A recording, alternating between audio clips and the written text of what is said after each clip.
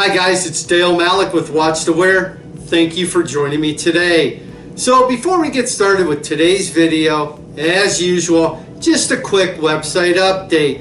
We plan on going live in August and we're right on track, and I'm very excited. Check out those screen captures. Yeah, Watch to Wear is mobile friendly and I'm very excited about that as well. But anyway, today's video is going to be on the Rolex Oyster Perpetual Date Midsize. So without further ado, let's get started.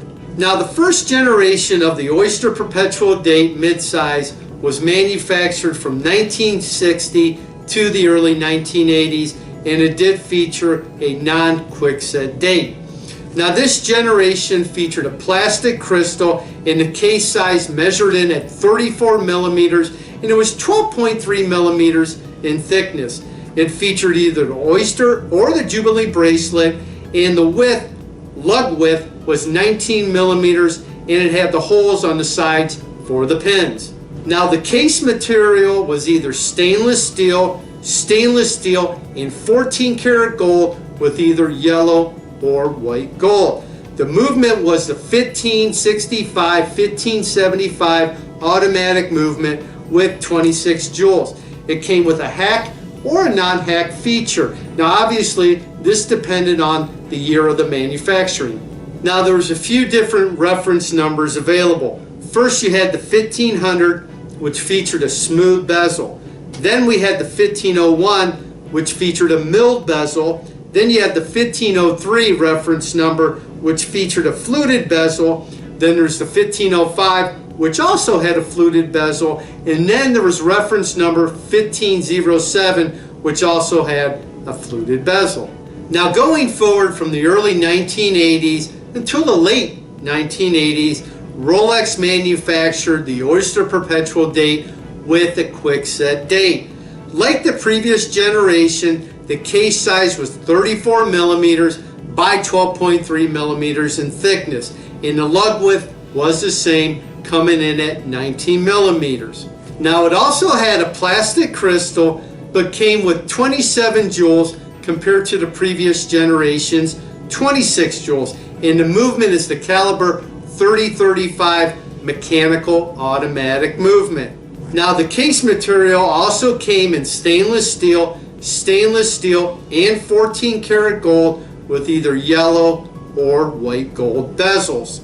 Now once again, we had several different reference numbers available. First is reference number 15000. I'm wearing mine today. This came in a stainless steel case with a smooth bezel. Next you're going to have reference number 15010, which has a stainless steel case and a milled bezel. Next you're going to have reference number 15053, which has a stainless steel and gold case with a fluted bezel.